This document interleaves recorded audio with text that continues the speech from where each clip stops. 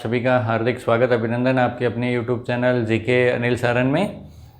अपने कक्षा 12 के लिए मानव भूगोल विषय पढ़ रहे थे, जिसके अंतर्गत अपने कई अध्यायों को पढ़ चुके हैं। जिसमें अगर हम बात करें प्रमुख अध्यायों की तो उसमें है कि मानव भूगोल होता क्या है, इसकी प्रकृति के बारे में हमने अच्छी तरह जाना और इसके विषय क्षेत्र को पढ़ा। साथ ही विश्व की प्रमुख जनजातियों के बारे में और विश्व की जनसंख्या का विस्तार से अध्ययन किया, इन जनसंख्या की विशेषताओं का अध्ययन किया।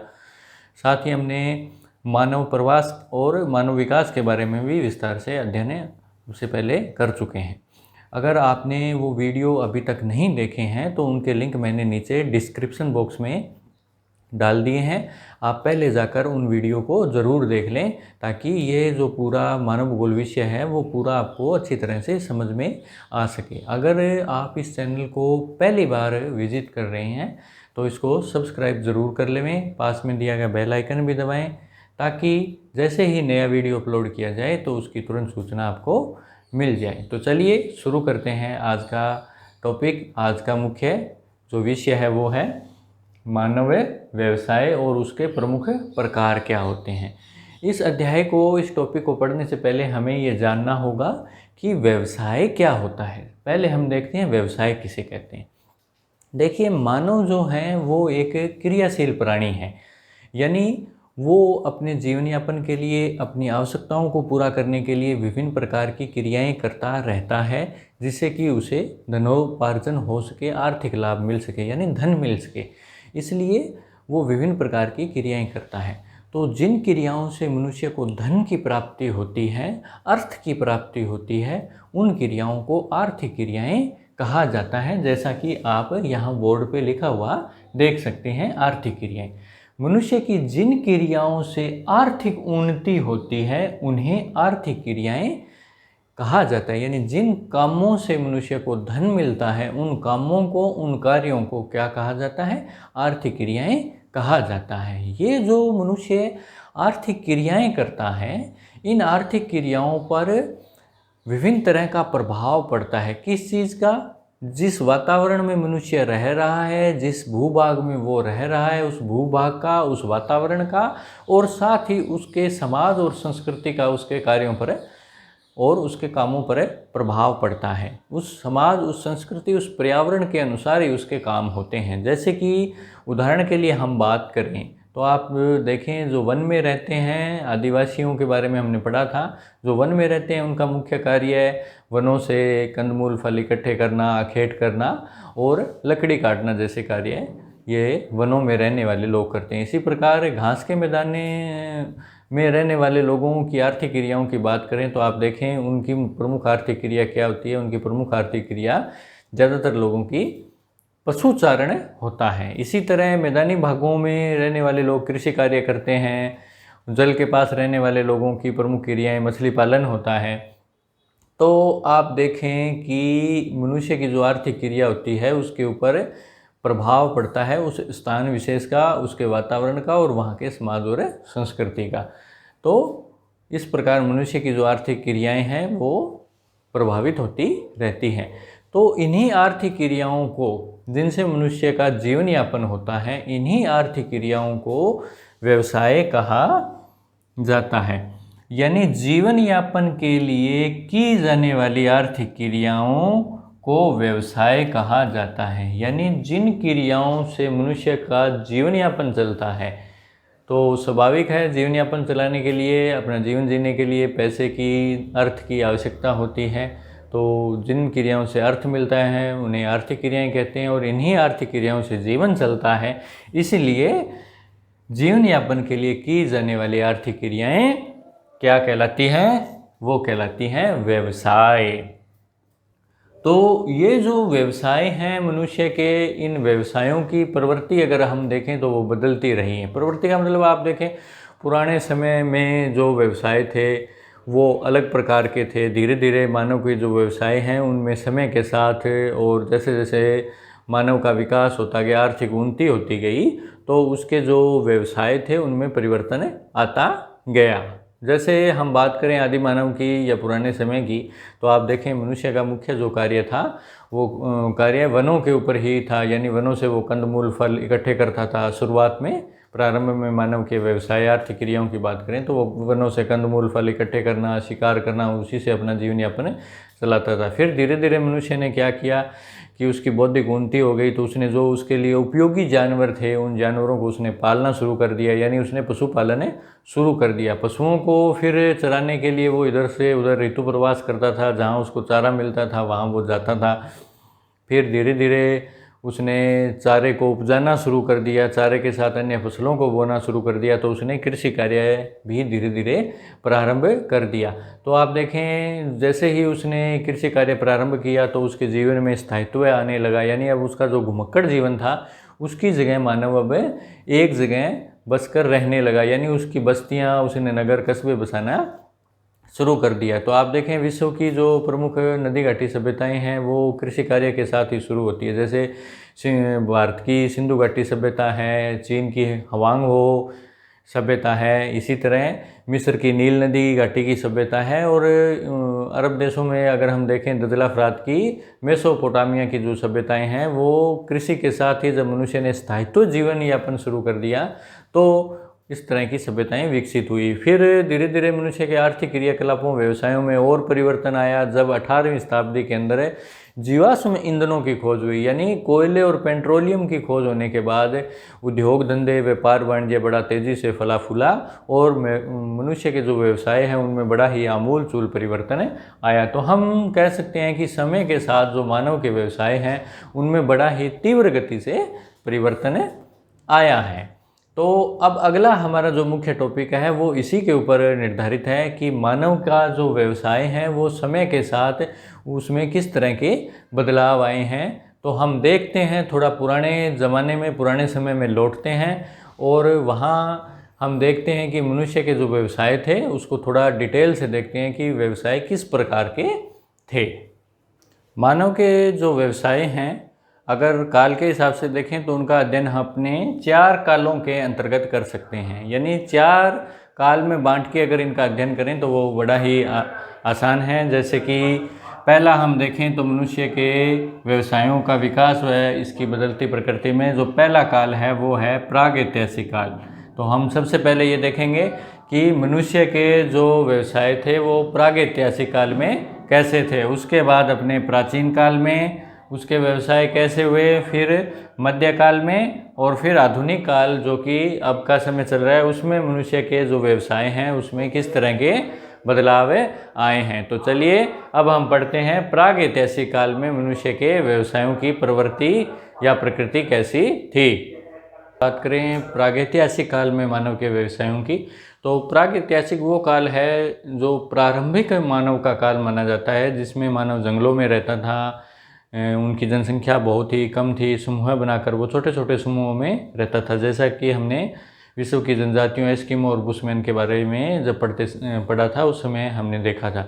तो मानव के व्यवसायों की बात करें उस समय तो आप देखें वनों में वो रहता था, तो उसका जो जीवन था वो बड़ा ही आदिम तरीके का था, यानी उसका पूरा जीवन आखेट पर निर्भर था। इसके अलावा वनों से कंदमूल फल एकत्रित करना उसका प्रमुख जो कार्य या व्यवसाय था, यानी इस काल में आखेट कंदमूल फल एकत्रित करना मानव के प्रमुख व्यवसाय थे।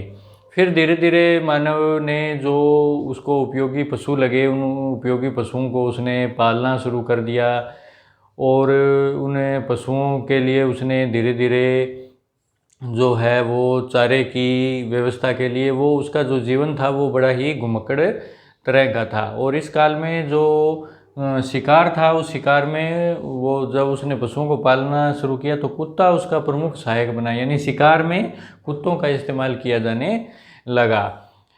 घुमक्कड़ जीवन था। फिर धीरे धीरे उसने बीज जो उसको मिले उन बीजों को उसने बोना शुरू किया, चारे का उत्पादन सर्वप्रथम शुरू किया। फिर धीरे धीरे खेती थी, खेती जो थी वो स्थानांतरित प्रकार की खेती हमें इस काल में देखने को मिलती है, यानी जो खेती है वो झूमिंग खेती जिसको स्थानीय भाषा में बोला जाता है, तो झूमिंग खेती धीरे धीरे इस काल में शुरू होने लगी। तो आप देखें पशुपालन व्यवसाय शुरू हुआ, पशुओं को पालना शुरू किया। इसी काल में उसका जो जीवन था वो घुमक्कड़ था, यानी चारे की तलाश में इधर उधर जाता था और झूमिंग खेती शुरू हुई। फिर झूमिंग खेती के साथ साथ मानव ने जो पशु पाले उन्हें पशुओं से उसको विभिन्न तरह के खाद्य उत्पाद मिले, जैसे दूध है, मांस है, तो उनसे उसका जीवन यापन चलता रहता था। फिर धीरे धीरे मनुष्य ने इसी काल में पहिए का आविष्कार किया। नवपाषाण काल, जो कि इसी का नाम है, इसमें मनुष्य ने पहिए का आविष्कार किया। तो एक जगह से दूसरी जगह उसका द्रुत गति से थोड़ा आवागमन भी शुरू हुआ, और इसी काल में उसने मिट्टी के बर्तन बनाना भी शुरू कर दिया। तो ये थी नवपाषाण काल की प्रमुख विशेषताएं। परीक्षा में अगर आए कि नवपाषाण काल में मानव के व्यवसाय किस प्रकार के थे, उन व्यवसायों की क्या विशेषताएं थी, तो उसमें हम ये मुख्य टॉपिक लिख सकते हैं। अब अपने देखते हैं कि प्राचीन काल में मानव के व्यवसाय की प्रमुख विशेषताएं क्या हैं। प्राचीन काल में मानव व्यवसायों को देखें तो प्रागैतिहासिक काल में जैसे कि थोड़ी बहुत मात्रा में कृषि और पशुपालन शुरू हो गया था। पशुपालन तो पूरी तरह से, और कृषि भी, जूमिंग कृषि शुरू हो गई थी। तो कृषि और पशुपालन शुरू होने से जो मुख्य बदलाव आया, जो सर्वप्रमुख माना जा सकता है, वो था कि मानव का जो जीवन था उसमें स्थायित्व आया। कृषि व पशुपालन जैसी आर्थिक क्रियाओं से मानव जीवन में स्थायित्व आया, यानी वो अब एक जगह बसना उसने शुरू कर दिया। कृषि के विकास के साथ ही ये प्रवृत्ति आई। अब उसने नगर, कस्बे और बस्तियां बसाना शुरू कर दिया। बाद में यही कस्बे और जो बस्तियां थी वो नगरों के रूप में विकसित हो गई। इसी काल में मानव ने लोहा, तांबा व कांस्य जैसी मजबूत धातुओं का भी आविष्कार किया। इन धातुओं से उसने विभिन्न तरह के औजार, हथियार, सामान बनाए, और इन्हीं से उसने कृषि के उपयोगी यंत्र जैसे हल हैं वो उसने बनाने शुरू कर दिए, और हल व बैलों से वो कृषि कार्य करने लगा। यानी पालतू पशुओं का उपयोग अब वो कृषि कार्य में भी उसने शुरू कर दिया। साथ ही उसने इसी काल में फसलों को कृत्रिम रूप से पानी देकर सिंचाई करना भी शुरू कर दिया। यानी सिंचाई की जो व्यवस्था है वो प्राचीन काल में शुरू हो गई थी। और फिर धीरे धीरे कृषि के कारण स्थायित्व आने से नदी घाटियाँ जो थी, नदियों के आसपास का जो इलाका था, वहाँ पर मनुष्य ने अपनी बस्तियाँ बसाना शुरू कर दी। और ईसा से 2500 साल पहले इसी प्रकार की एक सभ्यता सिंधु घाटी के ऊपर मोहनजोदड़ो और हड़प्पा सभ्यता विकसित हुई। ये जो सभ्यता है ये अपने भवन निर्माण और नगर नियोजन के लिए विश्व प्रसिद्ध मानी जाती है। इसी काल में नील नदी में नील की सभ्यता, या हम कह सकते हैं मिस्र के जो पिरामिड थे वो इसी काल की देन है। बाद में धीरे धीरे कृषि का स्थायित्व बढ़ा, तो कृषि में अतिरिक्त उत्पादन होने लगा। साथ ही लोगों ने छोटे छोटे उद्योग, छोटे छोटे काम धंधे, उद्योग धंधे जिनको कुटीर बोला जाता है, कुटीर उद्योग, वो करने शुरू कर दिए। यानी इस काल में कुटीर उद्योगों का विकास हुआ, ये महत्वपूर्ण है। कुटीर उद्योगों का विकास यानी छोटे उद्योग जिसमें पारिवारिक सदस्य मिलकर कामकाज करते हैं, थोड़ी पूंजी लगी होती है, वो उद्योग कुटीर उद्योग कहलाते हैं। तो कुटीर उद्योगों का विकास इस काल में हुआ। कुटीर उद्योगों के विकास से धीरे धीरे उत्पादन बढ़ा। थोड़ा उत्पादन बढ़ने से उस उत्पादन को दूसरी जगह बेचना भी शुरू किया, यानी व्यापार शुरू हुआ। तो व्यापार भी थोड़ी बहुत सीमित मात्रा में इस काल में शुरू हो गया था। तो ये थी इस काल की मुख्य विशेषताएं। इसी तरह रोमन और यूनानी सभ्यताएं भी इसी काल में विकसित हुई। तो ये थी प्राचीन काल में मानव व्यवसाय किस प्रकार के थे। अब अपने देखते हैं मध्यकाल में मानव व्यवसायों की प्रवृत्ति कैसी थी, प्रकृति कैसी थी। तो मध्यकाल जो है वो 600 ईस्वी से लेके 1500 ईस्वी का जो काल है उसको मध्यकाल के अंतर्गत माना जाता है। ये वो काल था जिस काल के अंदर जो यूरोप है, उस यूरोप के अंदर जो धार्मिक विचार थे वो बड़े ही संकीर्ण थे, और इस वजह से इस काल में तकनीकी विकास नहीं हो सका। और इस काल में जागीरदारी और सामंतवादी जो व्यवस्थाएं थी उनका बड़ा ही बोलबाला था। जागीरदार होते थे, बड़े बड़े सामंत होते थे, उनके पास भूमि का बहुत बड़ा हिस्सा होता था, और उसके ऊपर वो लोगों से वो खेती करवाते थे, बेगार करवाते थे, लोगों से फ्री के अंदर खेती करवाते थे, लोगों को अपना दास बनाकर रखते थे।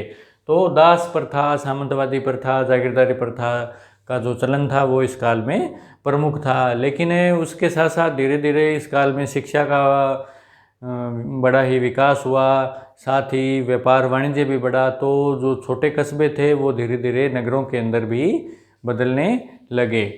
साथ ही जो गाँव से जो कच्चा माल होता था उस कच्चे माल को शहरों की तरफ भेजा जाता था, क्योंकि शहरों में उद्योग धंधे लगे हुए इस काल में शुरू हो गए थे। उद्योग धंधे थोड़े बड़ी मात्रा में लगने शुरू हुए। तो कच्चा माल गांव से नगरों की ओर गया, नगरों से जो उद्योगों में माल तैयार होता था उसको वापस गांव में तैयार माल को भेजा जाने लगा। तो आप देख सकते हैं धीरे धीरे इस काल के अंदर व्यापार जो और वाणिज्य था वो धीरे धीरे बढ़ने लगा। और ये वो समय था जब भारत जो था वो इस क्षेत्र में अग्रणी था। भारत के अंदर बड़े पैमाने पर उत्पादन होता था। यहाँ के कुटीर और लघु उद्योग बड़े ही प्रसिद्ध थे, यहाँ का उत्पादन बड़ा ही प्रसिद्ध था, इसको विदेशों के अंदर भेजा जाता था। तो भारतीय जो उद्योग थे उनका पूरे विश्व के अंदर प्रभुत्व था। तो ये था मध्यकाल। मध्यकाल के अंतर्गत हम कह सकते हैं कि थोड़ी बहुत मात्रा में जो उद्योग धंधे हैं उनका विकास होना शुरू हुआ। अब अपने बात करते हैं आधुनिक काल में मानव व्यवसायों में किस तरह का बदलाव आया है। ये वो काल है विद्यार्थियों जिसमें मानव व्यवसाय में सबसे ज़्यादा बदलाव आया है। यानी आधुनिक काल जो कि 1500 शताब्दी के बाद का काल माना जाता है, ये वो काल है जिसमें मानव व्यवसाय जो हैं वो अपने चरमोत्कर्ष पर पहुँचे। यानी तकनीकी विकास और विभिन्न तरह की खोजें और आविष्कार होने की वजह से इस काल में मनुष्य के जो व्यवसाय थे उनमें बड़ा ही बदलाव आया। पहले जो मानव प्राथमिक व्यवसाय जिनमें कि कृषि और पशुपालन और उससे संबंधित व्यवसाय जुड़े हुए थे, उनके अलावा अब मानव उद्योगों और उद्योगों से निकलकर अब वो विभिन्न तरह के व्यवसाय जैसे कि बीमा, बैंक, परिवहन, संचार जैसे इन व्यवसायों की ओर अग्रसर हुआ। इसी काल के अंदर हम देखते हैं कि यूरोप के अंदर औद्योगिक क्रांति आती है, जब अचानक से ही उद्योगों में बड़े पैमाने पर उत्पादन बढ़ जाता है। तो जो उत्पादन है वो स्वचालित मशीनों से होने लग जाता है। साथ ही विभिन्न तरह की मशीनों के आविष्कार होने की वजह से कृषि क्षेत्र में भी बहुत बड़ा बदलाव आता है। इसी काल के अंदर कृषि के अंदर उन्नत संकर किस्म के बीज होते हैं, बीजों का उपयोग प्रारंभ हुआ जिससे कि उत्पादन बहुत तीव्र गति से बढ़ा। साथ ही कृषि के अंदर विभिन्न तरह की स्वचालित मशीनें, इसके अलावा उर्वरक और कीटनाशकों का उपयोग होने से उत्पादन बड़े पैमाने पर शुरू हो गया। इसी तरह हम बात करें पशुपालन व्यवसाय की, तो पशुपालन व्यवसाय के अंतर्गत भी हम देखते हैं कि जो उत्पादन है वो व्यापारिक स्तर पर होना शुरू हो जाता है। और साथ ही इसी काल के अंदर जो उद्योग धंधे होते हैं, खनन है वो भी तीव्र गति से बढ़ता है और विभिन्न तरह के खनिजों को निकालकर लोहे का उपयोग बढ़ जाता है। लोहा इस्पात के उपयोग से बड़ी बड़ी मशीनें, स्वचालित मशीनें होने से उद्योग जो हैं वो तीव्र गति से विकसित होते हैं। ऊर्जा संसाधनों का वृहत्तम उपयोग बढ़ जाता है, यानी जो कोयला और पेट्रोलियम है उन संसाधनों का जो उपयोग है वो बड़े ही पैमाने पर तीव्र गति से बढ़ता है। और साथ ही इसी काल में हम देखते हैं कि जो आधुनिक विकसित देश हैं वहाँ पर सेवा क्षेत्र का बहुत बड़ा विस्तार होता है। सेवा क्षेत्र जिसमें कि विभिन्न तरह की सेवाओं को शामिल किया जाता है, जैसे कि एक डॉक्टर है, अध्यापक है, इंजीनियर है, एक अनुसंधान करता है, उनकी सेवाओं का विस्तार बड़ी तीव्र गति से होता है और लोग इन व्यवसायों को अपनाने लग जाते हैं। तो हम देखते हैं आधुनिक काल में जो व्यवसाय हैं उनमें मानव व्यवसायों में बड़ा ही तीव्र गति से बदलाव आता है। तो ये था आज का अध्याय जिसमें हमने मानव व्यवसायों के बारे में पढ़ा कि मानव व्यवसाय क्या होते हैं और इन मानव व्यवसायों में प्राग ऐतिहासिक काल से वर्तमान काल तक किस तरह के आमूल चूल परिवर्तन आए हैं। तो निश्चित रूप से ये टॉपिक आपको समझ में आया होगा। अगर ये वीडियो आपको पसंद आया है तो इसको लाइक करना ना भूलें। और आज के अध्याय से जुड़ा हुआ ऑनलाइन टेस्ट है उसका लिंक मैंने नीचे डाल दिया है डिस्क्रिप्शन बॉक्स में, तो आज से जुड़ा हुआ ऑनलाइन टेस्ट भी आप ज़रूर दें और आपने कितने अंक प्राप्त किए ये कमेंट बॉक्स में ज़रूर लिखें। तो चलिए मिलते हैं, आज के लिए इतना ही, एक नए अध्याय एक नए टॉपिक के साथ। तब तक के लिए जय हिंद, जय भारत।